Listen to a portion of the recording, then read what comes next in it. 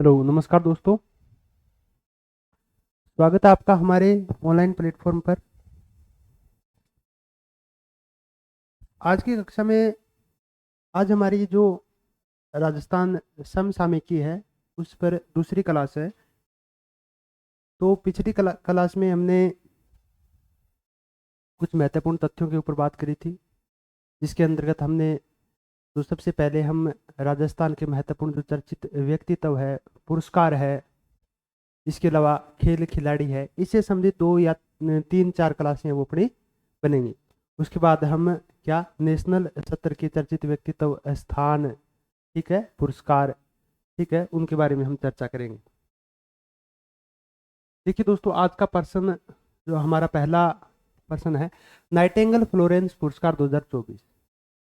Nightingale Florence पुरस्कार 2024 है, इसकी स्थापना 1973 में भारत सरकार के स्वास्थ्य एवं परिवार कल्याण मंत्रालय द्वारा की जाती है।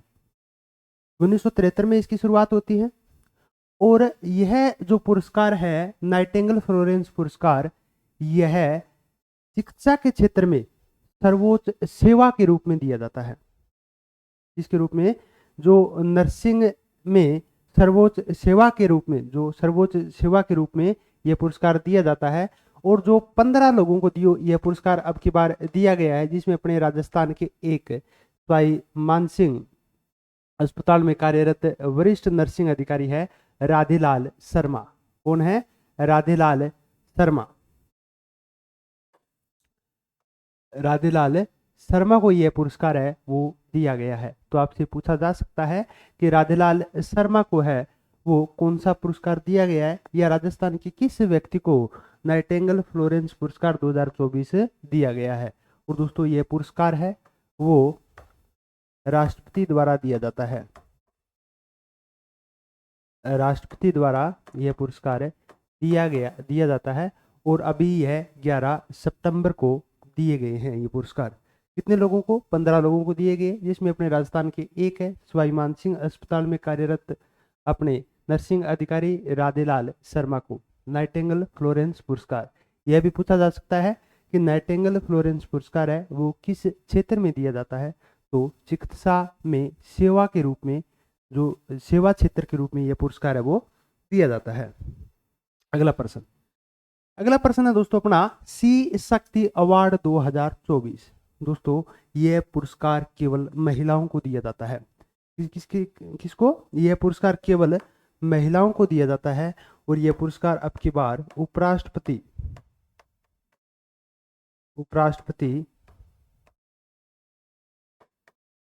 जगदीप धनखड़ जगदीप धनखड़ द्वारा दिया गया है। और श्री शक्ति अवार्ड 2024, ठीक है, श्री शक्ति अवार्ड 2024 है यह पुरस्कार है वो अपने राजस्थान के पैरा ओलंपिक खेल में स्वर्ण पदक विजेता अवनी लखेरा को मिला है। किसको? अवनी लखेरा को। कहां से है यह है जयपुर से है। अवनी लखेरा को कौन सा पुरस्कार मिला है? सी शक्ति अवार्ड 2024। और सी शक्ति अवार्ड है वो महिलाओं के सशक्तिकरण हेतु प्रदान किया जाता है। यह केवल महिलाओं को प्रदान किया जाता है। अगला प्रश्न हमारा है अमृता देवी बिश्नोई वन्य जीव एवं वन सुरक्षा पुरस्कार। दोस्तों, अमृता देवी बिश्नोई के बारे में हम राजस्थान के लोग तो अधिकांशतः जानते ही हैं इनके बारे में। और तो दोस्तों, वन्य जीव एवं वन सुरक्षा पुरस्कार है वो दिए जाते हैं इनके नाम के ऊपर। दोस्तों, सबसे पहले मैं बात करता हूं 7 अगस्त 2024 को 75वां राज्य स्तरीय वन महोत्सव है। वन महोत्सव जो दूदू के गाडोदा गांव से सीएम भजनलाल द्वारा उस महोत्सव का शुभारंभ है वो किया गया। ठीक है, कौन सा था? 75वां राज्य स्तरीय वन महोत्सव। 75वां राज्य स्तरीय वन महोत्सव है, उसका शुभारंभ सीएम भजनलाल द्वारा गाडोदा दूदू से इसका शुभारंभ किया गया। और दोस्तों इसके तहत ही 2019 से 2022 के पुरस्कार है वो वितरित किए गए। 2019 से 2022 तक के पुरस्कार है वो सीएम भजनलाल द्वारा ही वहां से जो वितरण है वो किया गया। और यह वन विभाग का सर्वोच्च पुरस्कार है। ऐसा है, वन विभाग का सर्वोच्च पुरस्कार है यह। और दोस्तों वन विभाग का सर्वोच्च पुरस्कार है और आपको ध्यान में रखना है कि यह 2 श्रेणियों में दिया जाता है। कितनी श्रेणियों में? 2 श्रेणियों में दिया जाता है। दोस्तों पहली जो श्रेणी है वो है वन्य जीव संरक्षण, वन्य जीव संरक्षण पुरस्कार। और दूसरी श्रेणी है वो है वन सुरक्षा, वन सुरक्षा पुरस्कार। जो वन के क्षेत्र में क्या करता है, जो उनका संरक्षण करता है वनों का, एक तो उसके क्षेत्र में और एक वन्य जीव संरक्षण के क्षेत्र में पुरस्कार है वो अलग अलग रूप से यह पुरस्कार है वो दिए जाते हैं। और दोस्तों आपको ध्यान में रखना है जो अमृता देवी बिश्नोई पुरस्कार के अंतर्गत इसके तहत है जो व्यक्तिगत पुरस्कार है, व्यक्तिगत पुरस्कार की जो राशि मिलती है वो 50,000 रुपये मिलती है। ठीक है। और जो संस्थागत पुरस्कार है, तो किसी संस्था को अगर पुरस्कार दिया जाता है तो राशि है वो 1 लाख रुपए दी जाती है। ये आपको पता होना चाहिए। राजस्थान का ये वन विभाग का सर्वोच्च पुरस्कार है, वन विभाग का सर्वोच्च पुरस्कार है। 2019 से 22 तक के पुरस्कार अभी भजनलाल शर्मा द्वारा 27 सितंबर 7 अगस्त को जो भजनलाल शर्मा द्वारा वन महोत्सव का शुभारंभ किया गया 75वां, उसके उपलक्ष्य में ही 19 से 22 तक के पुरस्कार है वो वितरण किए गए। वन विभाग का सर्वोच्च पुरस्कार है। इसके 2 भाग है, एक तो वन्य जीव संरक्षण के रूप में यह पुरस्कार दिया जाता है और एक वन संरक्षण के रूप में। हाँ, वन संरक्षण और वन विकास संरक्षण। दोस्तों वन्य जीव संरक्षण है वो 2020 का जो पुरस्कार है वो किसे दिया गया है, वो दिया गया है गजेंद्र सिंह मांझी को। और गजेंद्र सिंह मांझी है ये नागौर से हैं। कहाँ से हैं? गजेंद्र सिंह मांझी है वो नागौर से हैं। 2020 का पुरस्कार किसे दिया गया है? गजेंद्र सिंह मांझी को। 2021 का जो पुरस्कार है वो पद्म सिंह राठौड़ को दिया गया है और पद्म सिंह राठौड़ है वो उदयपुर से हैं। कहाँ से हैं? आपसे यह भी पूछा जा सकता है कि पद्म सिंह राठौड़ वन्य जीव संरक्षण पुरस्कार 2021 किस जिले से संबंधित है? तो उदयपुर से है। 2022 का पुरस्कार है मोहित शर्मा और दिव्या शर्मा, ये जयपुर से हैं। ये कहां से हैं? ये जयपुर से हैं। ठीक है। तो वन्य जीव संरक्षण पुरस्कार है 2020 का गजेंद्र सिंह मांझी नागौर के हैं। 2021 का पद्म सिंह राठौड़ उदयपुर के हैं। 2022 का मोहित शर्मा और दिव्या शर्मा जयपुर के हैं। आपको ध्यान में रखना है। उसके बाद बात आ जाती है वन विकास संरक्षण पुरस्कारों की। वन विकास संरक्षण पुरस्कारों की। ठीक है। वन विकास संरक्षण पुरस्कार है तो 2020 का है वो दिया गया है श्याम सुंदर पालीवाल को। किसको? श्याम सुंदर पालीवाल को। और ये राजसमंद से हैं। कहां से हैं? ये राजसमंद से हैं। 2020 का जो पुरस्कार दिया गया है वो श्याम सुंदर पालीवाल। 2021 का 2 लोगों को दिया गया है। अभिलाषा जो है यह सीकर से हैं और बच्चू सिंह वर्मा है वो भरतपुर से हैं। बच्चू सिंह वर्मा है वो कहां से हैं? भरतपुर से हैं। 2021 का वन विकास संरक्षण पुरस्कार है वो अभिलाषा और बच्चू सिंह वर्मा। 21 से 21 बच्चू सिंह वर्मा, 21 बच्चू अभिलाषा को दिया गया है। और 2022 का पुरस्कार है वो पवन कुमार जैन को दिया गया है जो कोटा से है। कहां से हैं? कोटा से। ये पुरस्कार है वो आपको पता होना चाहिए। वन्य जीव संरक्षण पुरस्कार है 2020 का गजेंद्र सिंह मांझी नागौर से हैं। 2021 का पदम सिंह राठौड़ उदयपुर से हैं। 2022 का मोहित शर्मा दिव्या शर्मा जयपुर से हैं। 2020 का वन विकास संरक्षण का पुरस्कार है वो श्याम सुंदर पालीवाल को। 2021 का अभिलाषा जो सीकर की है बच्चू सिंह वर्मा भरतपुर के हैं। 2 लोगों को संयुक्त रूप से दिया गया है। 2022 का पवन कुमार जैन जो कोटा से हैं। अब बात करते हैं अपने आगे। हाँ, 2023-24 मथुरा दास माथुर क्रिकेट अवार्ड। 2023 मथुरा दास माथुर क्रिकेट अवार्ड। दोस्तों 2023 मथुरा दास माथुर क्रिकेट अवार्ड है वो 3 लोगों को दिया गया है। वैसे 4 लोगों को दिया गया है, अपने को 3 नाम है वो ध्यान में रखना है। सीनियर वर्ग में अभिजीत तोमर को, सीनियर वर्ग में अभिजीत तोमर को। जूनियर वर्ग में रोहन राजभर को, रोहन राजभर को।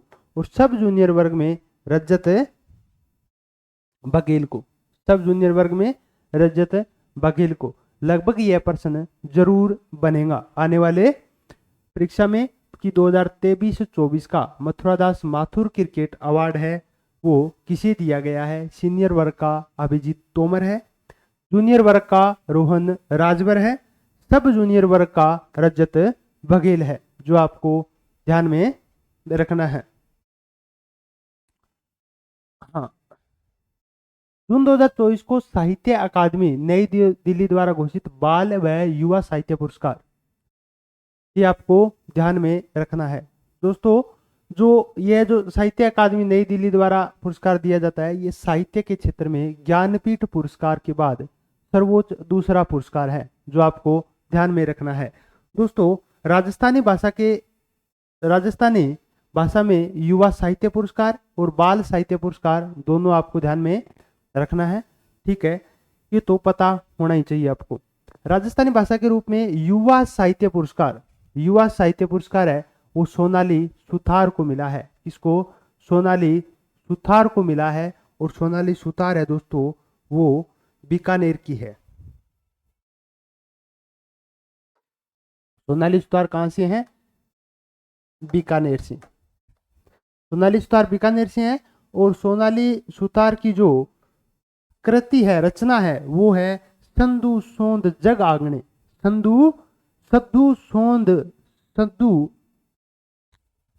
अच्छा सॉरी दोस्तों, तो सोनाली सुथार की कृति है वो है सूद सोंदू जग आंगणे। ठीक है, ये कृति है वो भी आपको पता होनी चाहिए, सूद सोधू जग आंगणे।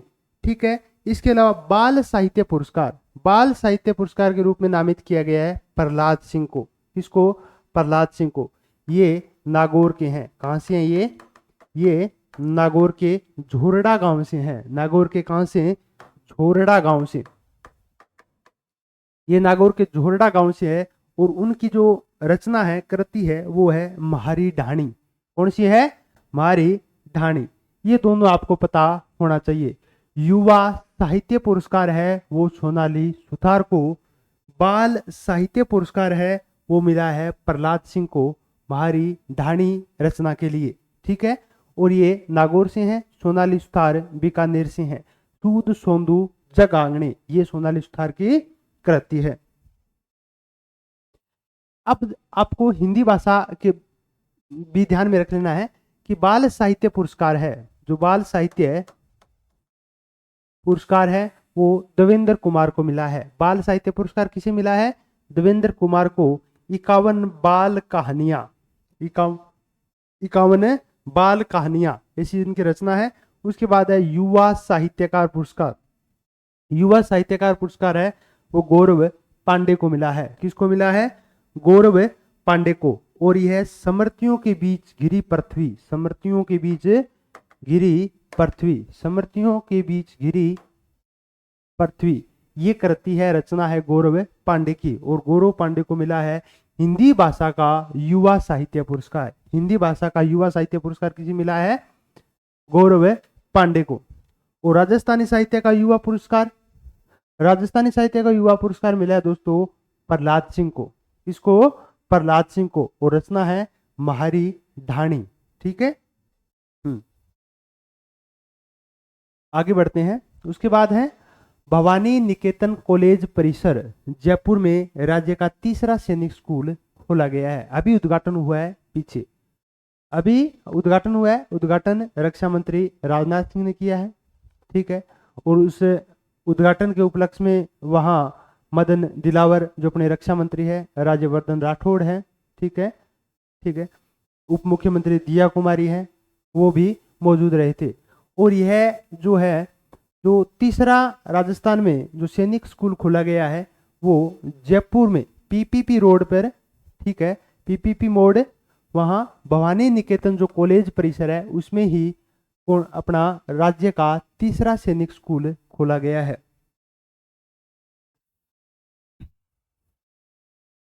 राज्य का तीसरा सैनिक स्कूल, ठीक है, भवानी निकेतन कॉलेज परिसर में राज्य का तीसरा सैनिक स्कूल। उद्घाटन किसने किया? राजनाथ सिंह ने किया, जो रक्षा मंत्री है। इससे पहले अपने सबसे जो पहला सैनिक स्कूल है, सैनिक स्कूल, जो पहला सैनिक स्कूल है वो चित्तौड़गढ़ में खोला गया, चित्तौड़गढ़ में। और दूसरा जो सैनिक स्कूल है दोस्तों, दूसरा जो सैनिक स्कूल है वो कहाँ है? अपने राजस्थान में। दूसरा सैनिक स्कूल है वो झुंझुनू में है। कहाँ है? दूसरा सैनिक स्कूल है झुंझुनू में है। दोनों बातें अपने को ध्यान में होनी चाहिए। पहला सैनिक स्कूल चित्तौड़गढ़ में है, दूसरा सैनिक स्कूल झुंझुनू में है, ठीक है जी।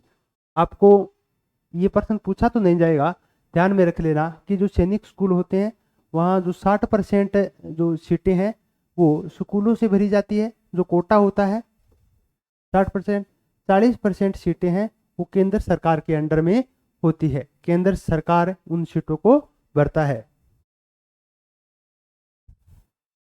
उसके बाद हाँ, ये भी बहुत इंपॉर्टेंट पर्सन है। वैसे तो सभी पर्सन इंपॉर्टेंट है, ठीक है। जो पर्सन बनेंगे तो लगभग हमारा प्रयास रहेगा कि इन क्लासों से आपके पर्सन है वो बन जाएंगे। अगला जो हमारा पर्सन है, स्वायत्त शासन विभाग द्वारा प्रदेश में 2 नगर निगम बनाने के आदेश जारी कर दिए हैं। नगर निगम दोस्तों, जो मैं 74वें संविधान संशोधन के अंतर्गत जो पंचायती राज व्यवस्था है, जो नगर पालिका व्यवस्था है, वो 3 भागों में विभक्त है। नगर पालिका, नगर परिषद और नगर निगम। और दोस्तों नगर पालिका के भी चरण होते हैं। फर्स्ट चरण की नगर पालिका है, सेकंड चरण की है, थर्ड चरण की है, फोर्थ चरण की है। दोस्तों दो नगर परिषदों को अब 2 नगर परिषदों को पाली और भीलवाड़ा को नगर निगम के रूप में क्रमोन्नत किया गया है। और उसके क्रमोन्नत करने के साथ ही जो हमारे जो नगर निगम की संख्या है वो 11 से बढ़कर अब कितनी हो जाएगी? 13 हो जाएगी। 11 से बढ़कर अब कितनी हो जाएगी? 11 + 2 कितनी हो जाएगी?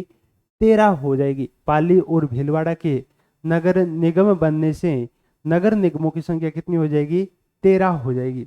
इसके अलावा आपको ध्यान में रखना है कि 3 नगर पालिका का नगर परिषद के रूप में क्रमोन्नत हुआ है। 3 नगर पालिका का नगर परिषद के रूप में क्रमोन्नत हुआ है। एक तो है पुष्कर, क्या थी? नगर पालिका थी।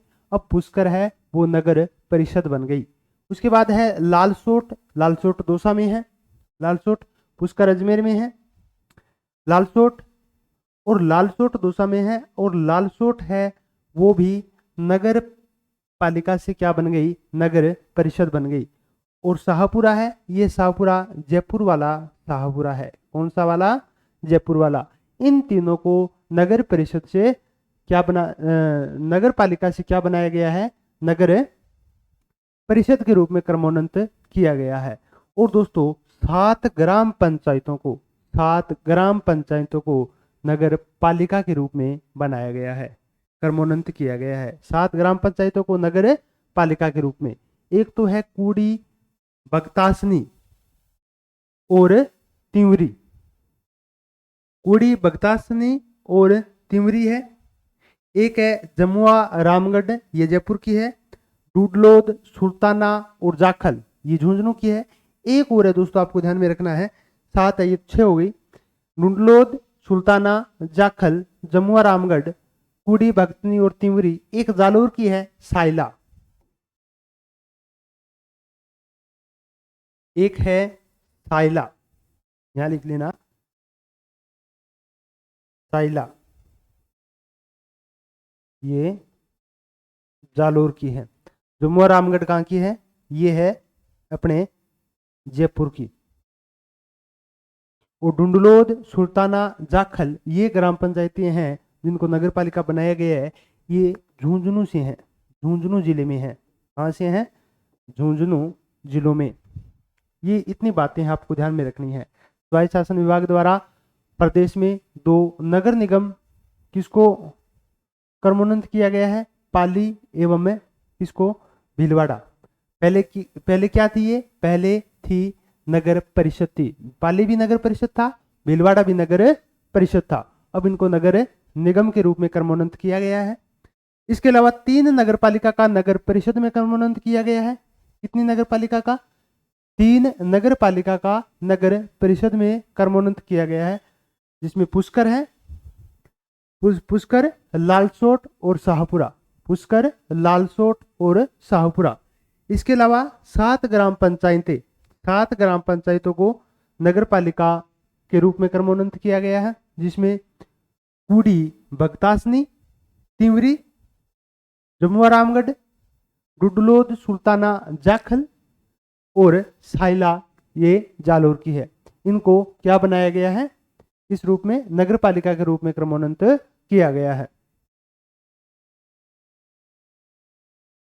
भारत सरकार के पर्यटन विभाग की ओर से सर्वश्रेष्ठ पर्यटन गांव पुरस्कार से सम्मानित किस गांव को सम्मानित किया गया है? दोस्तों भारत सरकार के पर्यटन विभाग ने अभी पीछे 27 सितंबर 2024 को कुछ पुरस्कार वितरण है वो किए गए, जिसमें से अपने राजस्थान को देवमाली गांव है जो ब्यावर जिले में है, देवमाली गांव, इसको सर्वश्रेष्ठ पर्यटन गांव का दर्जा या सर्वश्रेष्ठ पर्यटन गांव का पुरस्कार है वो दिया गया है, जो आपको ध्यान में रखना है। यह प्रश्न पूछा जा सकता है कि सर्वश्रेष्ठ पर्यटन गांव का पुरस्कार है वो किसे दिया गया है? देवमाली गांव ब्यावर, देवमाली गांव ब्यावर। अभी जो विश्व पर्यटन दिवस है, विश्व पर्यटन दिवस कब मनाया जाता है भाई? विश्व पर्यटन दिवस, विश्व पर्यटन दिवस है वो 27 सितंबर को ही मनाया जाता है। और विश्व पर्यटन दिवस के अवसर पर ही 27 सितंबर 2024 को सर्वश्रेष्ठ पर्यटन जो गांव है वो देवमाली गांव अपने ब्यावर में है, उसको दिया गया है। और भारत सरकार के पर्यटन विभाग की ओर से यह पुरस्कार है वो दिया जाता है।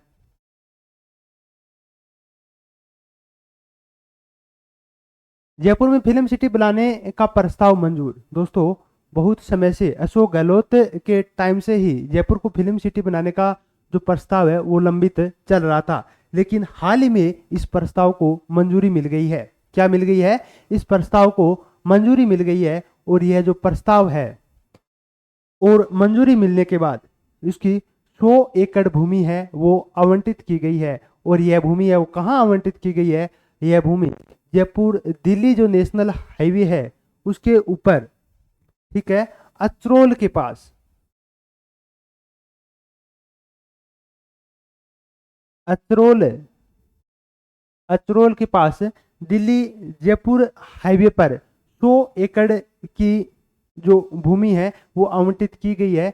और जयपुर को फिल्म सिटी बनाने के लिए जो प्रस्ताव है उसको मंजूरी भी मिल गई है। अब से प्रश्न पूछा जा सकता है कि जयपुर में फिल्म सिटी बनाने के लिए कितनी भूमि आवंटित की गई है? कथन दिया जाता है 100 एकड़ भूमि है वो आवंटित की गई है।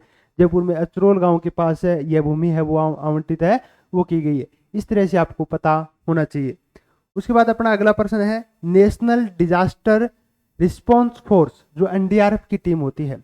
दोस्तों जो एनडीआरएफ की टीम होती है, जो कहीं इमारत गिरने, भूस्खलन है, कोई आपदा है, कोई तूफान आ जाए, ठीक है, किसी डूबे हुए व्यक्ति जो डूबने पर उनको जो रिसीव करते हैं, उनकी जो सहायता करते हैं, वो टीम एनडीआरएफ की टीम है। उसका एक रीजनल रिस्पॉन्स सेंटर खोला जा रहा है। रीजनल रिस्पॉन्स सेंटर कहाँ खोला जा रहा है?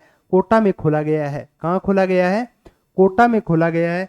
NDRF regional response centre Kota में खोला गया है, क्योंकि वहाँ कोटा के क्षेत्र में ही वहाँ क्या है कि जो विद्युत इकाइयाँ हैं, थर्मल प्लांट, ये अपने प्लांट है, राउतबाटा है, जो ज़्यादातर इकाइयाँ हैं वो वहीं चलती है। तो एक रीजनल सेंटर है वहाँ खोला गया है। आपसे पूछा जा सकता है कि एनडीआरएफ का, national disaster response force, NDRF का रीजनल सेंटर है वो कहाँ खोला जा रहा है अपने राजस्थान में? तो आंसर होगा कोटा में। कहाँ खोला जा रहा है? कोटा में।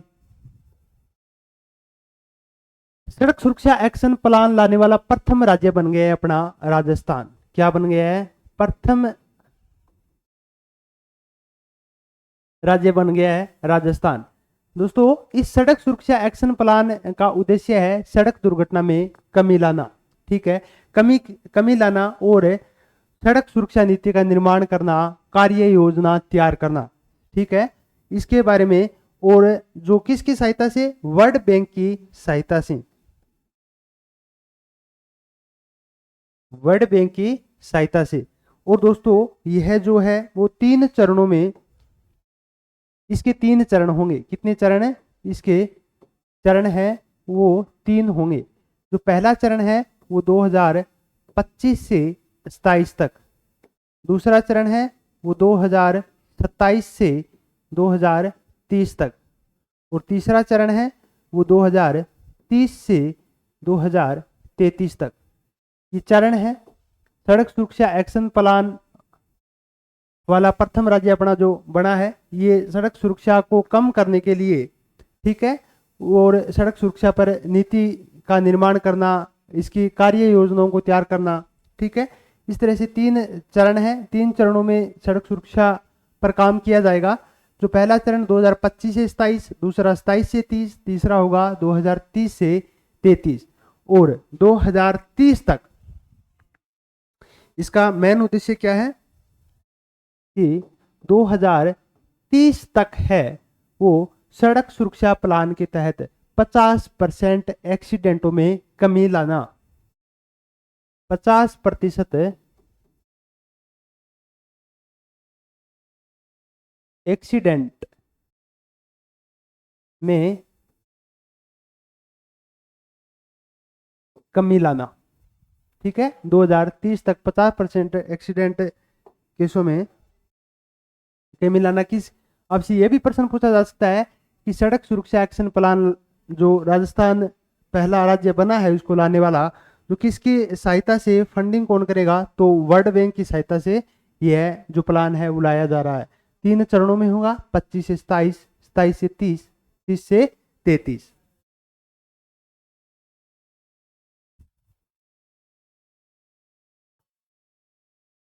आज के प्रश्न अपने इतने ही है। और आपको ध्यान में रखना है कि अभी राजस्थान में अपने जो पद्मश्री अवार्ड से सम्मानित किया गया, जिसमें आपने नाम सुना होगा एक माया टंडन का, और माया टंडन है वो सड़क सुरक्षा से ही संबंधित है। माया टंडन है सड़क सुरक्षा से ही संबंधित है। ठीक है, हाँ, पद्मश्री अवार्ड से सम्मानित किया गया था अपने, जो घोषणा की गई थी वो अप्रैल में। ठीक है, राष्ट्रपति द्वारा। जो अपने राजस्थान के गनी मोहम्मद है, अली मोहम्मद है। ठीक है, इसके अलावा माया टंडन है। ठीक है, जानकी लाल भांड है जो बहरूपिया के रूप में मिला था, वो हम आगे की क्लास में भी चर्चा कर लेंगे। तो धन्यवाद दोस्तों, मिलते हैं अगली कक्षा में।